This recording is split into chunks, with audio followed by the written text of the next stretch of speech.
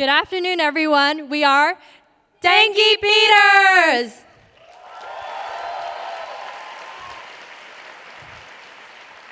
We are from GEMS-Taiwan 2024 team, and we are a group of high schoolers from different high schools in Taiwan. And our topic this year is to control and eradicate dengue fever. Dengue fever is a very prevalent viral infection spread by Aedes mosquitoes. It infects around 96 million people each year and causes around 40,000 deaths each year. There are 4 serotypes of dengue fever, and infection of one serotype can cause antibody-dependent enhancement, which causes infections of other serotypes to be worse. Dengue fever impacts the whole world.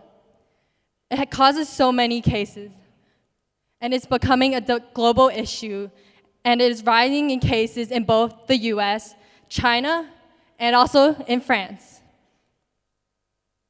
Current vector control methods include insecticides, mosquito lights, and vaccinations. Insecticides are facing resistance and can harm the environment, and mosquito lights are not attractive to all types of mosquitoes and can cause other non-target species to be attracted. Lastly, vaccinations are costly and also financially burdening.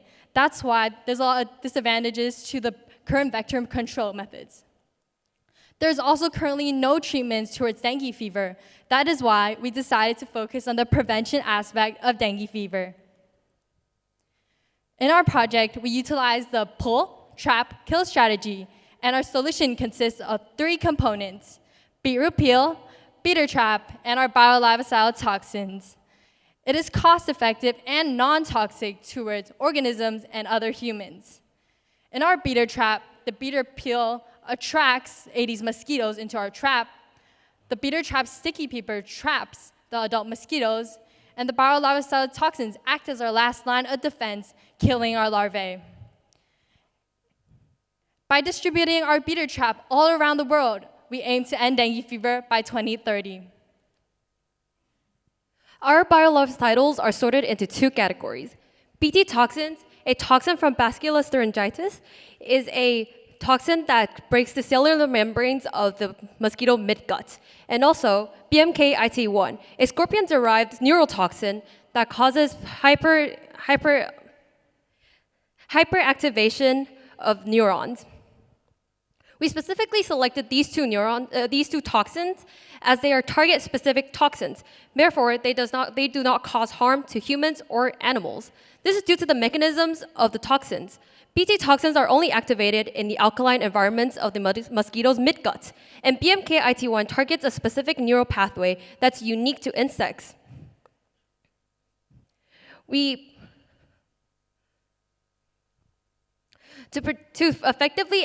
To effectively produce these toxins, we went through the DBTL cycle several times. Starting from the basic parts, we developed and improved, ultimately using functional assays to prove our success. Then we ultimately produced 12 different larvicidal proteins and a chromosome-free system. To produce these toxins, we first created plasmids. These plasmids contain our fragments. Then we transformed these plasmids into our DH5 alpha chassis, and then again to our BL21 DE3 chassis for protein expression. We started with 5 basic parts. Then we created composite parts that contain 2 to 3 different toxin fragments and also accessory genes. These composite parts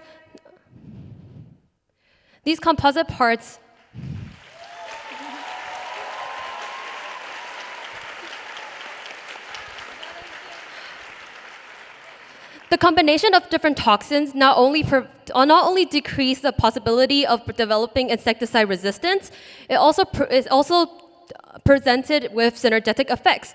Moreover, the accessory proteins also helped with the protein folding, which increased our efficiency.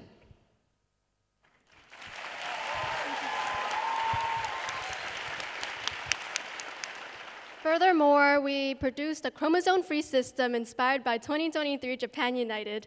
This system works by producing restriction enzymes that can break down chromosomes. This allows us to regulate the proliferation of E. coli cells and provides us with a safety system. We had partially successful results. As you can see, there are no visible colonies in the center of the agar plate. This means that there is an absence in bacterial growth. After producing our clones, we tested them using Western blot and larvicidal assays. The SDS page gel shows the successful production of proteins, and the Western blot shows the successful detection of his tag proteins for each of our clones. Then we ran the WHO standard larvicidal assay necessary for all insecticide production and found the LC50 value for each of our clones. We found that CYT2BA had superior toxicity as it has the lowest LC50 value at 5.29 times 10 to the power of 6 CFU per milliliter. Then we collected the larvae exposed to toxins, and after morphological examination, we found that those exposed to toxins were much shorter in length than those not. We also found that in the control group, the larvae's midgut was filled with food, and they had one continuous epithelial lining. However, those exposed to our toxin, CYT2BA, had a midgut without any food and also a breakage in it. This proves the mechanism and effectiveness of our toxins. However, XBP81AA1 had larvae showing dark spots. We still do not understand the exact reasoning behind this due to the novelty of this protein. Okay, so through qPCR, we determined that the immune responses that were relative to pathogenic threats did not increase when we exposed our larvae to recombinant biolarvicidals. So this aligns with our hypothesis that our toxins were the things responsible for killing our larvae, as opposed to external factors such as bacterial infection. So our qPCR was carried out by extracting mRNA from the bodies of larvae exposed to our biolarvicidals and then reverse transcribing it into cDNA. Cool. So our trap still needed an attractant aspect, right? And from literature, we know that geosmin is an attractant to Aedes mosquitoes. So beetroot peel also has an abundant amount of geosmin. We produce beetroot peel powder by peeling, drying, and grinding beetroot peel. So to determine efficiency, we carried out several oviposition assays in which we determined the optimal concentration. The end result was that 2.5 milligrams per milliliter was the optimal concentration that yielded the best results. Not only did we do that, we also carried out functional assays in which we compared beetroot peel solution to water and hay water, also a commonly used attractant for Aedes mosquitoes. In the end, our results indicated that beetroot peel solution was preferable to Aedes mosquitoes as compared to water and hay water. So this all just goes to show that our beetroot peel solution is an effective attractant to Aedes mosquitoes.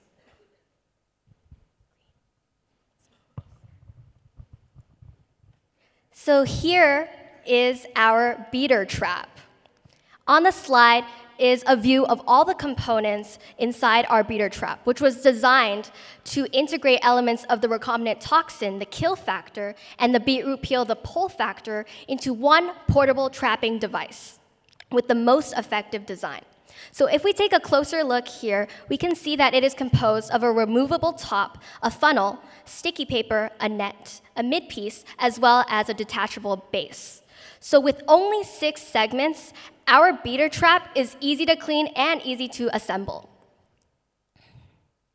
So to arrive at this step, our team worked and tested through 2 previous prototypes. We even conducted field tests where we sent out our second prototype with no synthetic toxins included to 40 different households across Taipei City.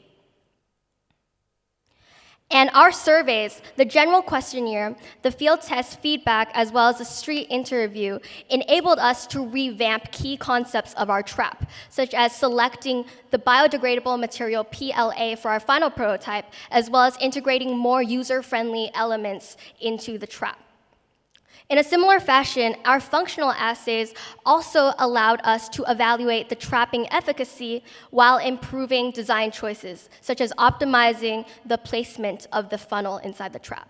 So with our beater trap, our team can successfully and feasibly implement the pull, trap, and kill mechanism into the real world. So beyond just the physical hardware, our team also developed a mosquito egg counter to support wet lab functional assays, allowing for more efficient calculations of the number of eggs inside our oviposition assay. And by implementing an open CV system, we were able to analyze images with mosquito eggs behind a white background. And as you can see on the screen here, the photo detector first converts the gray image into the threshold image and finally into a dilated image that can be quantified into a count value. And after we cross-checked this with our manually counted numbers, we were able to achieve an accuracy of 85%.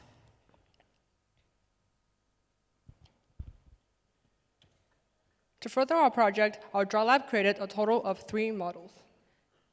First, we wanted to quantify how our project affects how our product can affect the transmission of dengue. So we created an epidemiological model to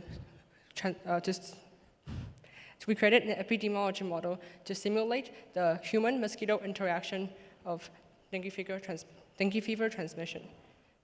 Then we improved our model by adding on our blood lab data from our larvicidal assays. We included values such as time required to kill 50% of the larva and the percentage chance that a mosquito will get stuck on our OV trap. In addition to that,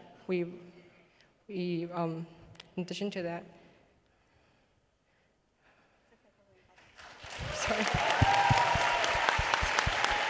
It's okay, Coco, you got this. If you don't remember, just skip it. In addition to that, we modeled our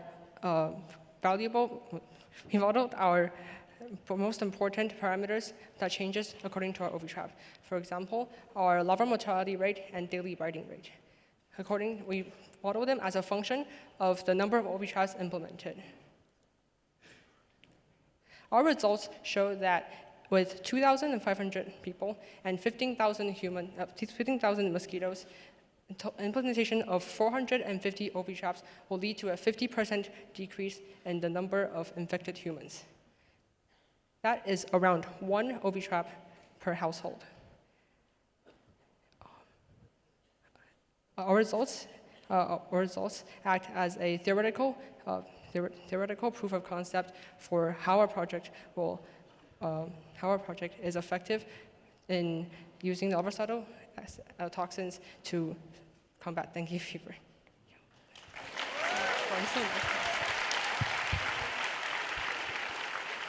In our second model, we explored the positive synergistic effects of using toxin combination as opposed to individual toxins. We utilized our larvae mortality rate results from our larvicidal assays and Dr. Tabashnik's formula from our literature to find the LC50 values for each toxin combination. For our third model, we took into account favorable and unfavorable periods derived from temperature-dependent entomological parameters in order to find the best time to implement our beater trap. We found that implementing our trap on the 230th day of the year, which is around mid-August, led to the smallest peak in human infections. After fitting our data to the 2023 Tainan City dengue case data from the CDC, we identified areas for further improvement, such as accounting for foreign-born cases. Overall, our models effectively used real-world and wet lab data to aid wet lab and improve the effectiveness of our project in combating dengue fever. We engaged with various stakeholders worldwide who provided a lot of important information to help us implement into our trap. So for school education, we went through K to 12, and we also targeted towards the general public by hosting our Dengue Day event, as we realized that empowered adults have the capability to also advocate for action. We had professor presentations, themed activities and games, as well as project introduction for our booths. Additionally, we also had visually impaired education where we utilized tactile learning with our Braille books as well as an audio recording in various languages. Then, for our cost-efficient initiative, we created a cost-efficient version of our trap called the penny trap out of recycled materials such as plastic. Finally, one of our biggest strategies is that we have a development strategy that is 3 years, and we also have our first-year strategy for our outreach and other initiatives such as promotion. We aim to mass produce our products, and we also hope that we could also raise awareness alongside. Finally, with our Beater Trap solution, we can pave the way for the future. By 2030, Dengue must quit. Thank you.